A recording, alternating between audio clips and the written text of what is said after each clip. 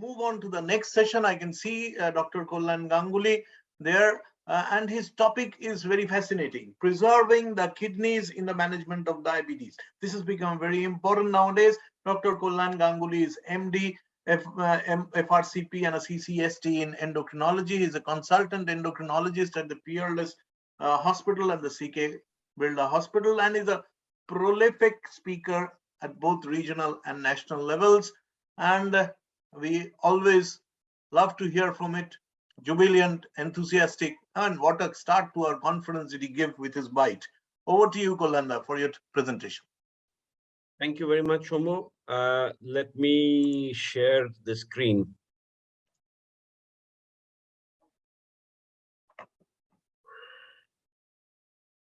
Okay, I hope the screen is visible, and I hope the it's full screen. Pointer is visible. Okay, thank you very much.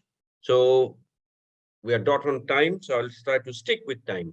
So preserving the kidneys in the management of diabetes. Now, you see, while trying to prepare for this talk, I had gone through the KDOQI guidelines, which had come up 2020 with some modification in blood pressure in 2021, mainly the 2020 guideline.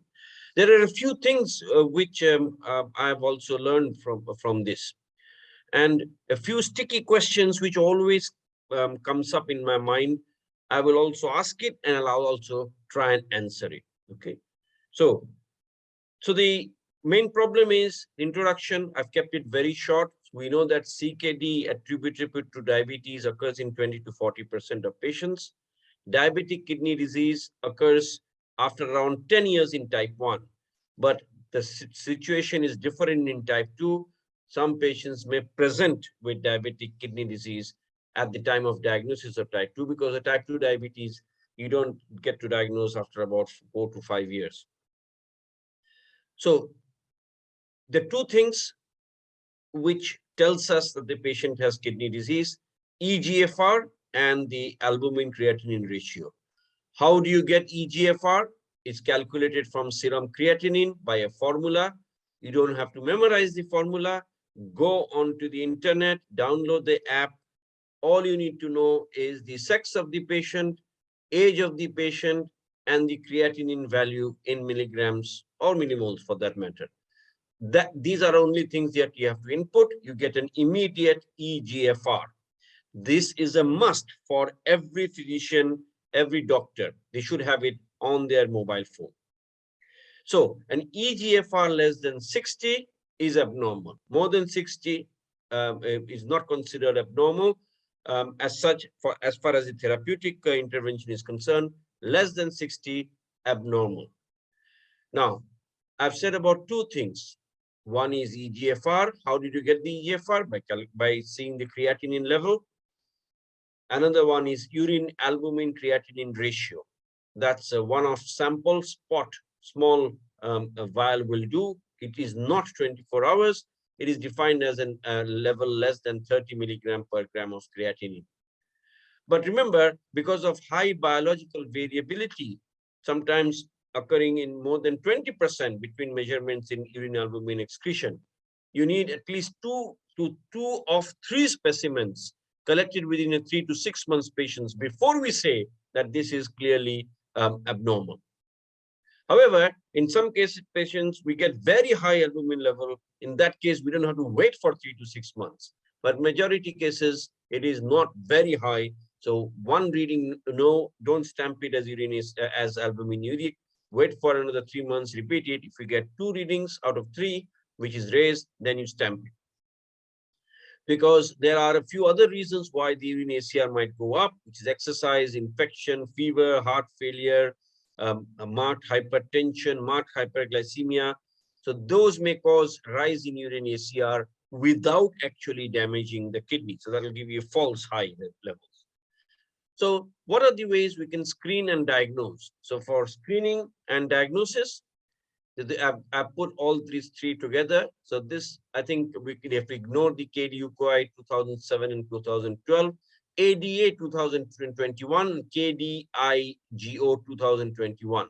So ADA says diabetes patients, type 1 diabetes more than 5 years, and all patients with type 2 diabetes should be screened at least annually.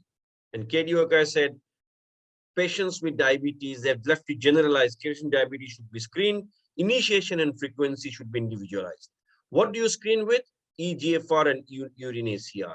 When do you say it's abnormal? EGFR less than 60 for more than 3 months, because sometimes there might be, and even when the creatinine might go down. So if the GFR is less than 60 for 3 months, then we stamp it as CKD. So GFR less than 60 and or urine ACR more than 30. So that's the same for the KDI-GO. So I've given you the definitions of urine ACR and the variability of the urine ACR, definition of urine EGFR, and I've told you how frequently to monitor for screening and diagnosis. Now, why are these values important? Because you can see here the hazard ratio for mortality for urine ACR is very impressive, that after 30 really takes off. For EGFR, it does stay at 90 to 75, it does stay at 1, which is same as normal people. But after 75, so it really begins to take off around 60. So I think therefore, these cutoffs are not only important from the renal point of view, but they are also important for the cardiovascular mortality point of view, because it is beyond these cutoffs that the CV mortality begins to really pick up. Now, so I will, with each point where I think questions would be asked, I will ask that. If I was studying medicine, urine PCR. So this has always fascinated me, because many times I get urine PCR report, and on one occasion I confused with the urine ACR because I didn't see the P here. So be very careful, because urine ACR and PCR is not the same, but you will get urine PCR reports occasionally. So what is PCR? It is protein creatinine ratio. Why is it done? So urine ACR is specific for albumin, but you may get leakage of other proteins of lower molecular size, like renal tubular disease or light chain disease, without actually seeing an increase in albumin. So you might miss them if you just do an urine ACR. So urine PCR, therefore, is used in lupus nephritis, hypertension, preeclampsia, and in many renal diseases of the children, where the tubules are affected. So their urine PCR might have a higher value, and often used as an alternative to urine ACR. But let me quickly add, before we jump into urine PCR, should we use urine PCR then for our diabetes patients? Answer is no, because urine ACR is a more sensitive and specific marker of glomerular damage, which is what occurs in diabetes. So urine ACR is more sensitive and specific for glomerular damage. Therefore, its use is most predictive. And recent clinical trials of cardiorenal treatment, all of it mentioned urine ACR. So that's the test of choice for measuring kidney damage in assessing CV risk. So I hope that puts to rest the question about whether we should be using urine PCR. So what are the values?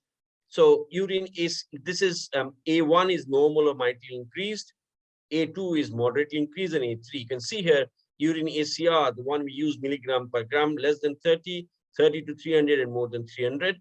And the corresponding PCR is 0.15, 0.15 to 0.5, and more than 0.5. Because I saw the report was 0.3, and I said, oh, it is normal, but it is not, because that is urine PCR. So please see the report carefully. Urine dipstick, if it's traced to 1+, that means it's moderate increase, and 1+ or greater severe increase, but we don't use this routinely in our practice nowadays. So I've told you about screening, but when to think that, oh, hang on, this might not be due to diabetes. So an active urinary sediment, rapidly increasing albuminuria, very high albumin levels, albumin in the urine, rapidly decreasing EGFR, or in type 1 diabetes, absence of retinopathy. Let me repeat this again. For type 1 diabetes, if you do not have retinopathy, you have to question whether the nephropathy is due to diabetes or not. But not so for type 2 diabetes. because in type 2 diabetes, the presence or absence of retinopathy is not that sensitive a marker for renal disease. So it is rare for patients with type 1 diabetes to develop kidney disease without retinopathy. So if you have a type 1 diabetes, the absolutely clear eyes, but kidney problem, think there must be something else, refer. But type 2 diabetes, retinopathy is only moderately sensitive and specific for CKD. Okay. So if a type 2 diabetes patient doesn't have retinopathy, but has kidney disease, it is still, it could be due to diabetes. Don't jump into other causes. So these are the classifications. Now A1, A2, A3, and here is the GFR category G1 to G5. So you can see here G1 is more than 90, G2 862, 89, G3 and A and 3B 45 to 60 and 30 to 44. And this is the albuminuria category, less than 30, 30 to 300, more than 300. Now these are the box given in the ADA, and this is a very nice box really, because if you see here, it's written there are some values here. This means how often in a year, annually, should you be checking it. So if it falls here, say for example, somebody has EGFR more than 90 and urine ACR say 100, so you should check it annually. That's what this guideline says. Now 2 means you should check it every 6 months. 3 means you should check it every 4 months. 4 means you should check it every 3 months or more frequently. And refer means you should refer to the nephrologist. So these yellow bits, red bits, you have to remember are refer except 1. So this guideline is very clear, telling you how frequently to measure urine ACR and creatinine and when to refer biochemically. And I've told you when to refer when you're thinking something else is happening. So 2 areas where the referral is needed. 1, when you're suspecting this is not diabetic kidney disease, when to suspect, I've told you. 2nd, biochemically, creatinine and urine albumin creatinine ratio, the values will tell you when to begin to refer to the nephrologist. So diet. Now this is has become a controversial area actually, because I have grown up knowing that you have to have a lot of protein restriction for preventing CKD. If somebody is developing CKD, protein restriction is a must. But the volume of literature written is quite mind-boggling actually.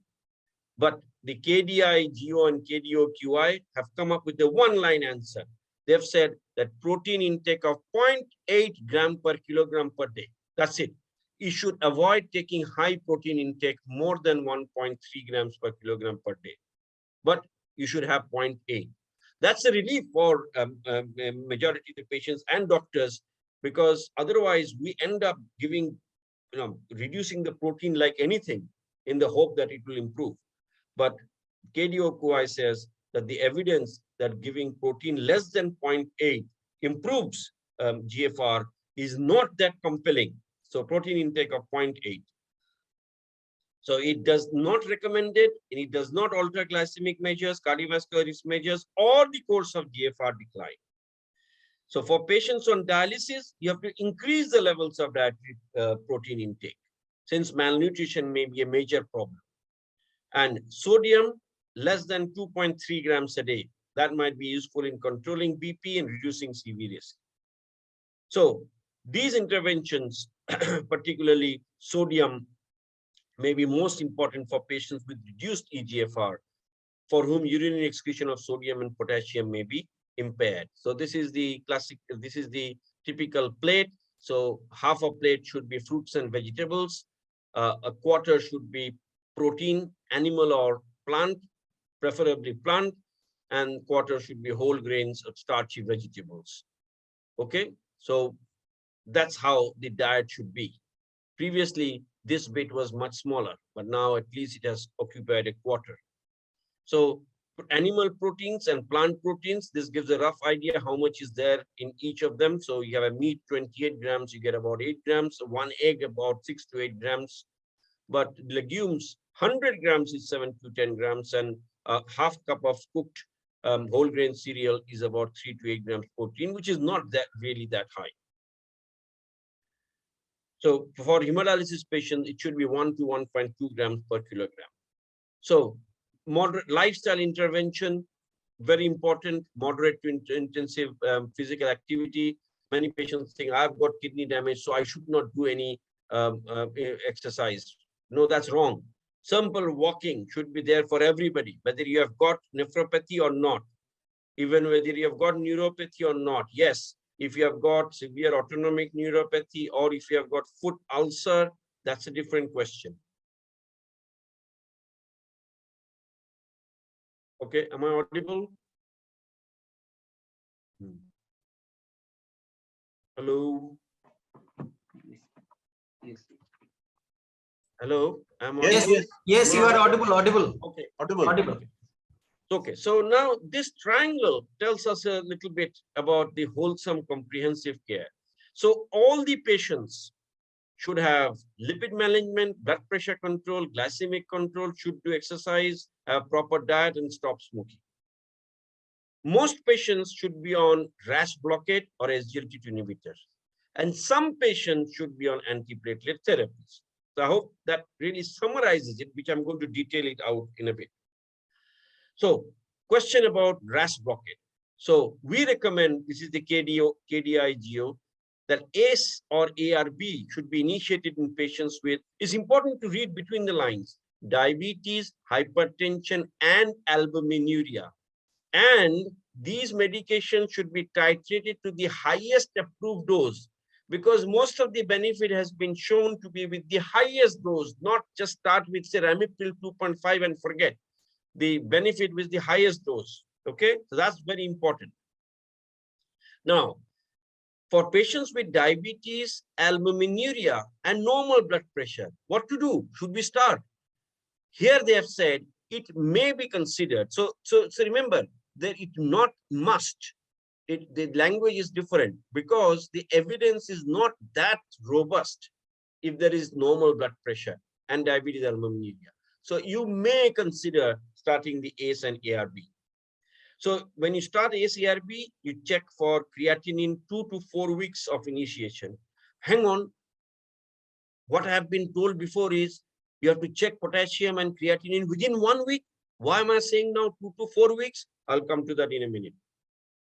If you continue it, unless serum creatinine rises by more than 30%. If the rise is more than 30% within 4 weeks, then you may think about stopping. Now, this is the algorithm when you're starting ACE inhibitor or ARB. KDIGO guideline has steered away from mentioning which one is better, ACE or ARB. They have always said ACE or ARB. And they have not singled out any drug, which drug is better than the other. Okay, so from this, I will not be able to answer the question whether to start ACE or ARB, but I will tell you my viewpoint as to why I would prefer one over the other and why. I'll give you the reason. So when you start ACE inhibitor ARB, you check creatinine and potassium within 2 to 4 weeks. If potassium is normal and the creatinine has not risen, continue. No, you increase it to the maximum dose. If the potassium is raised, don't stop. I will tell you why. You consider adding diuretics or sodium bicarbonate, reducing potassium in the diet. If there is more than 30% increase in creatinine, correct volume depression, NSAID, and review for causes of acute renal injury. Always they have written reduce dose or stop as last resort. So I'll come to this 30% creatinine. So why it is important? The rise in creatinine should not be a deterrent in stopping it. Why? Because in clinical trials, there is a suggestion that the greatest slowing of kidney disease occurs in patients with the lowest eGFR. And in a review of 12 RCTs, they have shown that kidney disease progression amongst patients with pre-existing kidney disease demonstrated a strong association between acute increase of serum creatinine up to 30% from baseline that stabilized within 2 months. So patients with CKD in whom the creatinine goes up but below 30% and settles after 2 months, they seem to show a better effect. So that should not stop us from giving the ACE-ARB. More than 30, yes. Less than 30% rise, no. Now, potassium. So here, again, we are a bit afraid that, oh, potassium is we stop it. No. You see, this possibility, hyperkalemia, is a known complication and can occur in up to 10% of outpatients. So risk factors for the development of hyperkalemia include CKD, decompensated, just give me a second, decompensated CCF, volume depression, advanced age, use of concomitant medications. So there's a big list of conditions where the potassium might go up if you use ACE-ARB. So this is actually the same group of patients who would get benefit from the ACE-ARB. And that is what they are trying to say. This is the same population who would be expected to derive the greatest benefit. So therefore, think about using ways of correcting the potassium by adding diuretic, sodium bicarbonate, low potassium diet, and see that does the trick. But don't deprive them, because this group is the one which deserves ACE-ARB. Now, this is the list of the ACE inhibitors and ARB. I personally favor ARB. Why?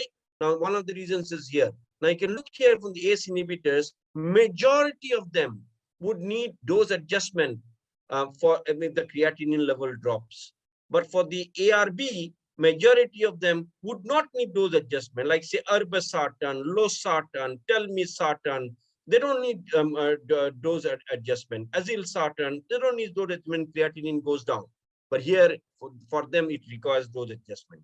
Also, ACE inhibitor-induced cough occurs up to 10% of patients. If you change them to ARB, that should do the trick, although there's no RCT to say that how much of reduction there is. Also, angioedema, it occurs in about 0.3% of ACE inhibitors, but for ARB, it is not different from placebo.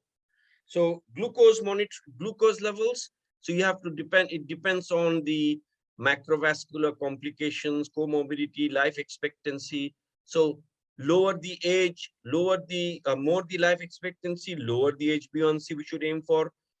Elderly, more comorbidities, we should aim for a higher HbA1c.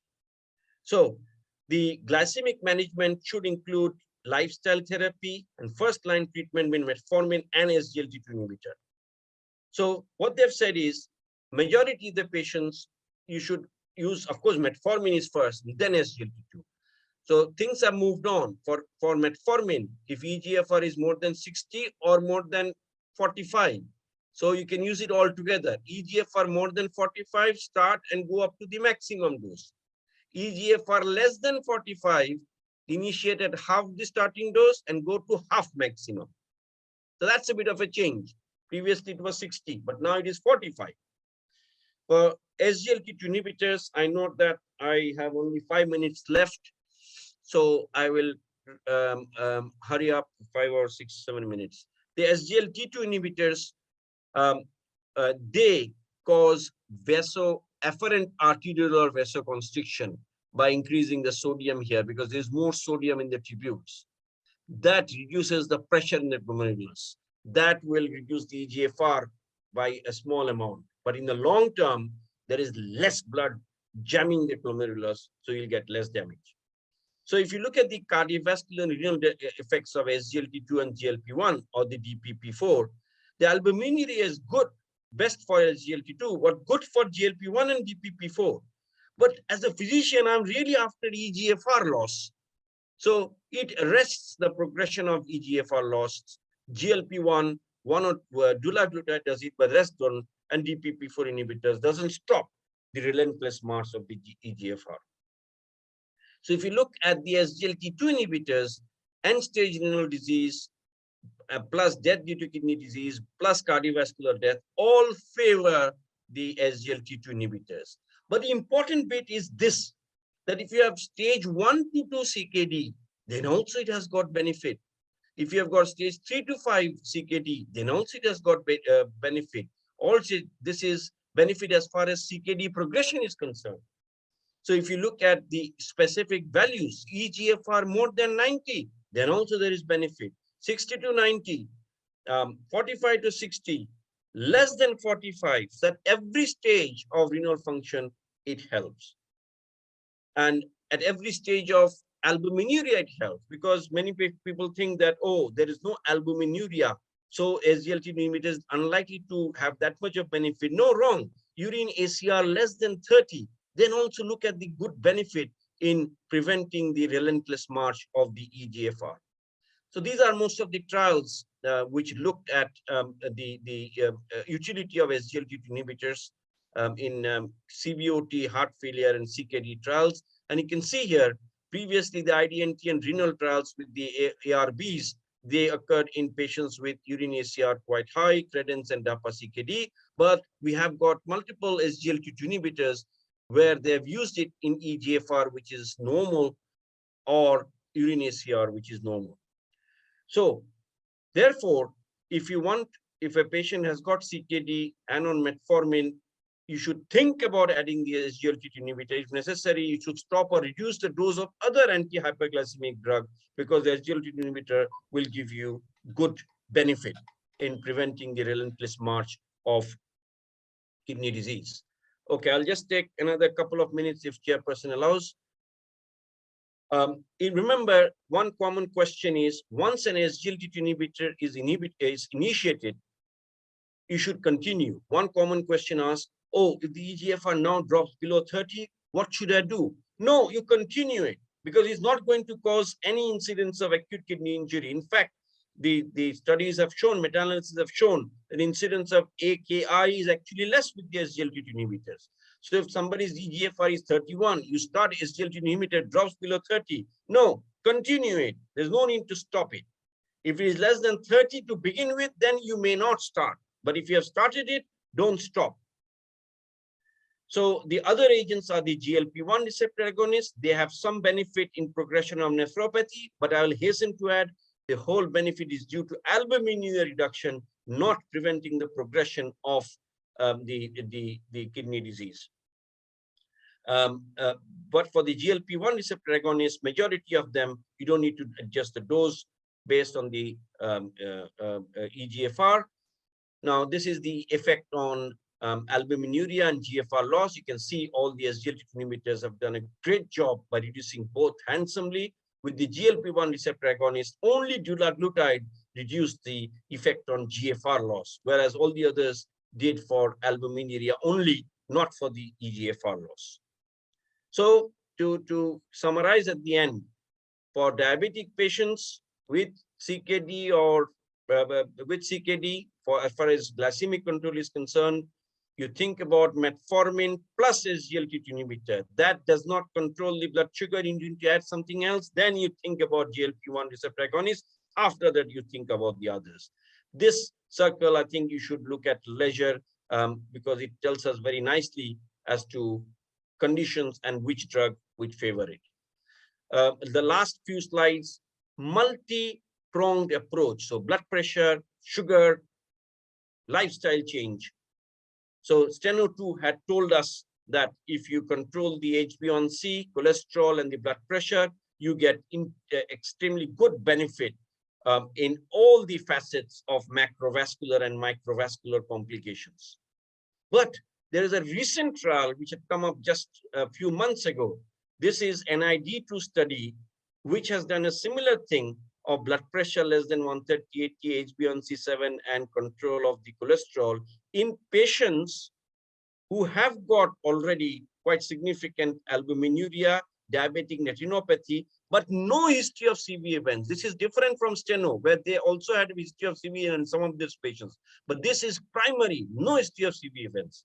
Even in these patients, it showed that the MACE occurred in only 53% lower, and all-cause death was 47% lower.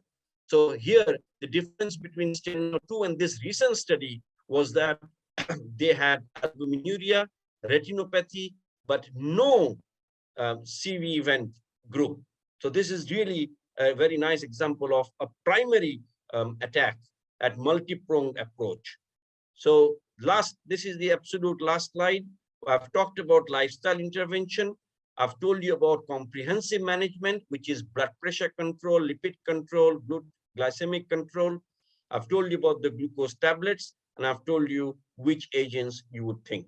So I think with that I end. I'm sorry I exceeded by 2 minutes. Thank you, Kulanda, for your wonderful deliberation as always. I think now the issue of preserving the renal function in a diabetic is solved. We have one question in hand which says, does microalbuminuria reduction lead to any hard-end renal points being reached in a diabetic patient? There are many anti-diabetic agents which show only reduction of albuminuria. Will using them lead to any reduction in achievement of the hard-end renal points?